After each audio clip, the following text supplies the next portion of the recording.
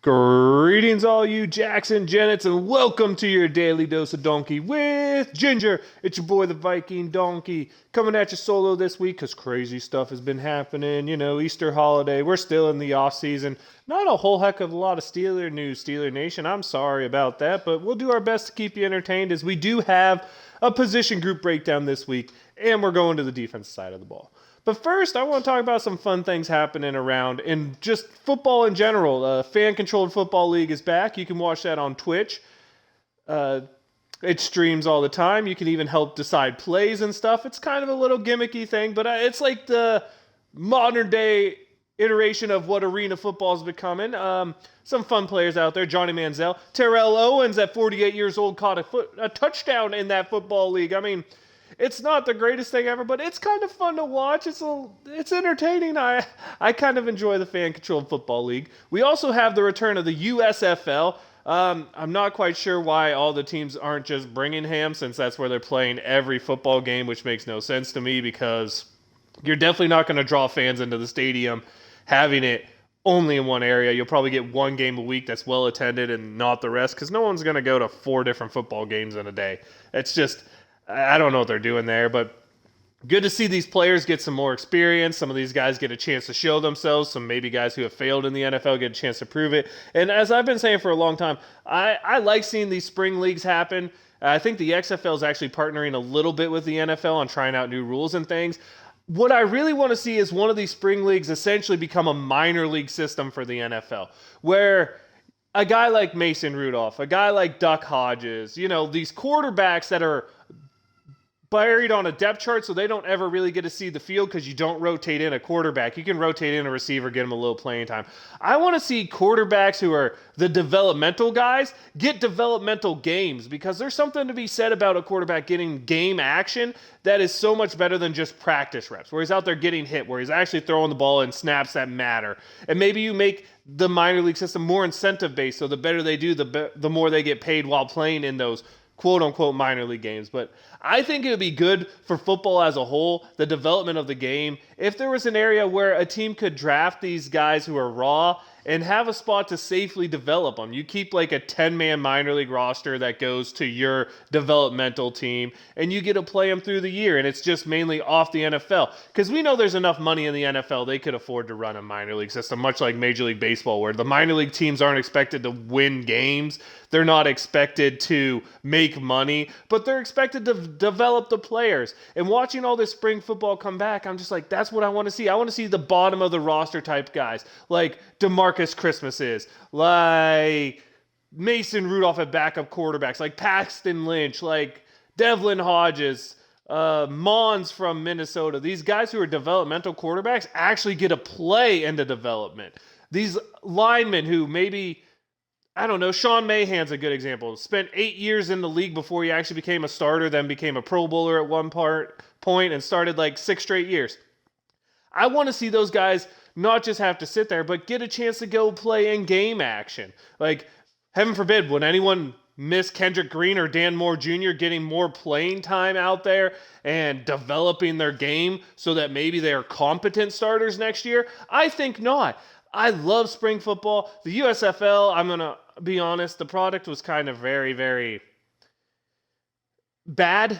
Like, it didn't even look like good college football, and it had some top name former college guys like Shea Patterson, guys like that, but it just didn't look very good, and you could tell they hadn't practiced overly a lot because things just weren't smooth and they didn't look pretty. But the idea is a great one. I'd love to see these guys get developed, and especially if it becomes a minor league where every team has a team, but let's say they're smaller rosters, only 40-man rosters, not huge depth. And you just get to see guys develop in the system, practice in the system, especially for quarterback play. And I think that would be huge because then when you have these backups who have to come in, they don't look like they haven't played a professional or a serious snap in like 5 years. Instead, they kind of look a little crisper. The throws are a little better. And losing a quarterback maybe now doesn't become a death sentence because instead of just having one of these 1 or 2 good backups, I think you get a chance to develop more good backups because the more people play, the better they get at the game. It's shown throughout. And you give more chances to more people. I can't wait. I really hope one of these spring leagues becomes a developmental league because I would love to see that. As far as Steelers news, not a whole heck of a lot going on there. I mean, we're playing spring football. We're about to get into the draft. I will have a draft breakdown next week of guys who were heard mocked to the Steelers. And then the week after, I should be able to do player breakdowns. And I'll go in-depth into the players of Steelers drafts, what you can hope from them and what you can expect from them. But for today, we'll just break down defensive side of the ball. Let's start at the front. Let's start at the defensive line. Let's start with the good. 55 sacks by this team. You know that means the defensive line's doing a good job of getting after the quarterback or holding up so the outside linebackers, middle linebackers, cornerback blitzes can get home. That is great. Leads the NFL. But how'd you grade a defensive line that's literally the worst in the league in running? Let's get into the bad. The Steelers gave up 2,483 rushing yards, by far the most in the NFL. You're like, maybe teams run it a lot against them. Not really. Teams are averaging 5 yards a carry against the Steelers. Just, that hurts. You can't be doing that stuff. I mean, and that falls to me a lot on the defensive line. If you're playing well up front, the running game gets stopped. The Steelers just didn't have anyone in the middle to run stuff, especially after the loss of Alu early in the year. Stephon Tuitt never played a game, so we can put that in the very bad. 2 of your top 3 not playing a lot, but people have to step up. I mean, 5 yards a carry, 17 touchdowns allowed. That's a touchdown a game on the ground, running for 2,500 yards. It's why the Steelers felt like they were on the field forever. It's because they couldn't stop anyone and they couldn't get off the field. So it is what it is. It's not good. Mid-season pickup of Montravis Adams worked pretty well. He seemed like a good depth filler guy. Definitely not starter capable. It's definitely better than anyone else who was plugged in there to play the nose. Like that we brought him back. But when you're talking, his comparison guys are like Daniel Archibong. Mondu, I think, played a little in the middle. Loudermilk played a little in the middle. It's just, he was not Tyson Alu. And he's an okay depth guy, but the reason the run defense struggled was that. I mean, he wasn't on the field during passing down, so he really didn't help there. And then you get to Alu. Good season until he got hurt in like week 2 or 3, but, I mean, it was week 2. Not what you want to see. Never getting your other starter and Stephon Tuitt there hurts a lot. Then you had Cam Hayward doing Cam Hayward things. Graded out probably as the best PFF player on the Steelers. Because he's just a monster. Had another 10-sack season playing defensive end, or defensive tackle, I guess is what we call them. Nose tackles and defensive tackles is what the Steelers uses in 3-4. Playing the outside line position. And Cam's a monster. He had a great season. He did Cam Hayward stuff. He set everything up for everyone else.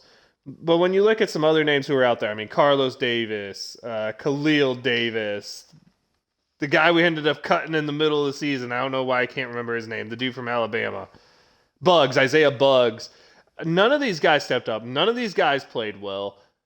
It hurt to see. I mean, yeah, people want to tell me how, but didn't you like Loudermilk? Didn't he look like he developed well? No, he looked like he was bad. The only thing is, he was slightly better than complete garbage. It looked like he was on roller skates 90% of the plays out there. Like, a good game by Isaiah Loudermilk looked like a bad game from old roller skates.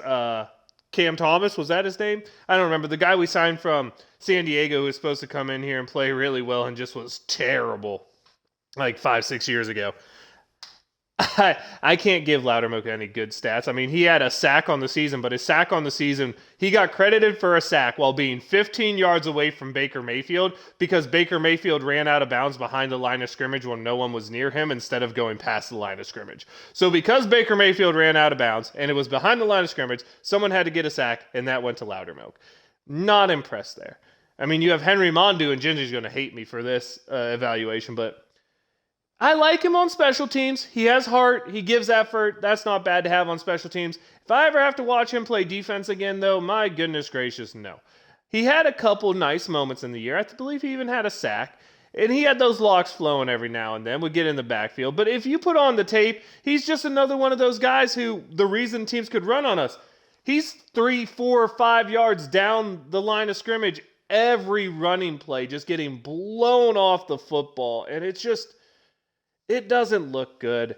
All those backup guys who went in that I've named so far just didn't look like they had what it took to be in the NFL on a playing level. Maybe an end of the roster guy who does good on special teams, Henry Mondu, I'm looking at you there, take over the role that was previously held by a linebacker that Gingy loved in Dirty Red, who now plays in Buffalo. But I mean, those guys are fun to watch. They're good to have on your team. They're good fillers. They all have, apparently if it's a Steeler version, they all have long flowing locks because that's a thing you need to have to be a filler on the Steelers. But I'm not going to say it was all bad with the backups because there is one guy I specifically left out who essentially was a starter all year when you consider Stephon Tuitt never played. And that was Chris Wormley. First year with Wormley, I had high hopes, and he disappointed me because he just didn't show up. He didn't look like the guy you had seen in Baltimore previously who had a little bit of explosiveness, could get to the ball. But this year, he comes in, he has 7 sacks, which is a career high for him considering how he has 10.5 in his whole career. He looked good. He played good. He looks like he's capable of being a starter on that end. Wasn't as good in the run, didn't hold up as well, but played really well on the passing downs, and is a guy you could put in there and not kill the team with. I liked it. I hope he has another great year. I hope they're able to get to it back and integrate Wormley more in passing down, rotational thing. Because when you keep these guys fresher, it always works good. You need a guy like Wormley on the team. A good, solid, absolutely solid player. Deserves to be starting. Not a top-end starter. Definitely a back-half starter. But when you have Cam Hayward on the other side, it makes everyone look better. Guys should get more opportunities at one-on-one, and Wormley's the guy who took advantage of it the most out of everybody. Wormley was the only one who looked impressive, taking advantage of the fact that he had Cam Hayward and, let's be honest, Defensive Player of the Year, TJ Watt, playing with him. And that's going to make you look better, and I'm glad that someone was able to take advantage of it. So if we have to go specific grades here, I'd say in terms of pass defense, the defensive line gets an A. In terms of run defense, they have to get an F. You can't literally be the worst in the NFL at everything and expect to get a grade other than an F. Although I guess technically they're only like 20th in the league in giving up touchdowns or something like that. But they have to get an F in run defense. Overall, I say the defensive line played slightly above average, considering you can't use injuries as an excuse. If you could, I would give this grade higher. But you have to grade the product that was on the field. And at the end of the day, a team that should be based on defense just wasn't forcing turnovers the way I felt like they needed to pick up for the lack of the offense. The money that's spent on that defensive line has to be more productive. I have to say a C+ seems like a very solid grade for a unit that struggled.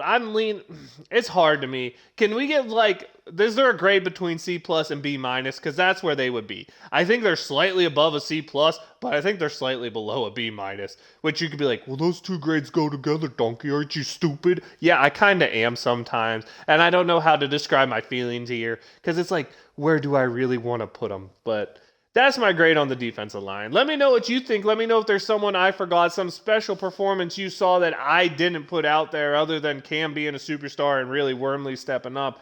If you saw something I didn't, if you thought maybe the run defense was a struggle of something other than the defensive line, let me know. But I think it was really the defensive line because if you ever watched, none of them held up double teams. There was always blockers getting to the second level, hitting the middle linebacker. And that's the biggest problem. When middle linebackers can roam free, they can look really good and can really do good at stopping the run. When they're getting blocked every play, they look bad. And trust me, you're going to see their ratings look really bad. And I think a lot of that had to do with the fact that the defensive line just couldn't hold up and it just didn't give gaps for the linebackers to go make the plays.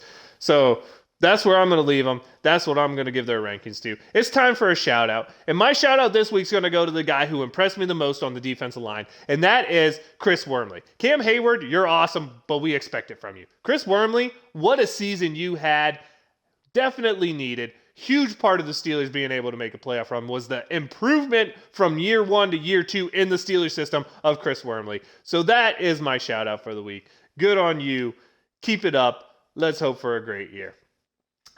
As you know, it's time to let you know I am the Viking Donkey. That is Viking_Donkey on Twitch and Twitter. Your daily dose of donkey with Ginger is the YouTube channel. Hit me up there. Leave me a comment. Let me know what you think. I'm going to try to get Laskers in for some off-season thoughts at some point. Gingy in for some off-season thoughts at one point. And maybe special guest Micah the Bugaboo will make some more appearances. Who knows what's going to go on with that. But hey, if y'all enjoy it, let me know. Leave me a like on the video. Leave me a comment. Say who you want more of, what you want more of. If you want the USFL covered, I will spend some time, do some stat digging, and figure out if there's anyone I really like in any of those leagues. And if there's a team in the USFL or fan control football you want to look at, just let me know. I'll do my best to do that. But next week, a little bit of draft breakdown, probably another position group, maybe a special guest. Who knows? Donk Nation, Steeler Nation. Until then, wave them if you got them. Here we go.